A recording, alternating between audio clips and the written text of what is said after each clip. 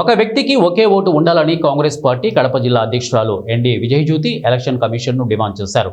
ఇక ఏఐసిసి మరియు ఆంధ్రప్రదేశ్ కాంగ్రెస్ పార్టీ అధ్యక్షురాలు వైఎస్ శర్మిలారెడ్డి ఆదేశాల మేరకు కడప నగరంలోని కాంగ్రెస్ పార్టీ కార్యాలయం నుండి అంబేద్కర్ సర్కిల్ వరకు కొవ్వొత్తుల ర్యాలీ నిర్వహించి నినాదాలు చేసుకుంటూ అంబేద్కర్ సర్కిల్ వరకు నిర్వహించారు.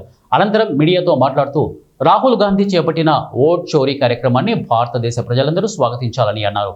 అన్ని కూనీ చేస్తున్న ప్రస్తుతం ఉన్నటువంటి బీజేపీ ప్రభుత్వానికి వ్యతిరేకంగా ఈరోజు మేము కొవ్వొత్తులతో ర్యాలీ నిర్వహించి మేము వ్యతిరేకత వెల్లడిస్తూ ఉన్నాం.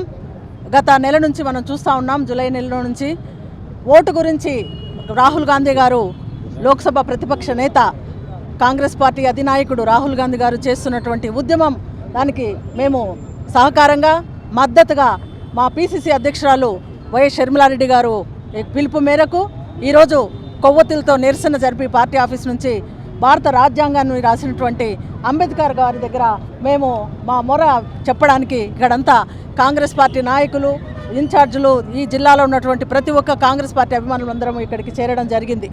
మనమందరం సోదరులారా, మనమంతా చూస్తూ ఉన్నాం, ప్రజల చేత ప్రజల కొరకు ప్రజాపాలనటువంటి మన భారతదేశము ఇప్పుడు ఏ రకంగా పరిస్థితిలో ఉంది.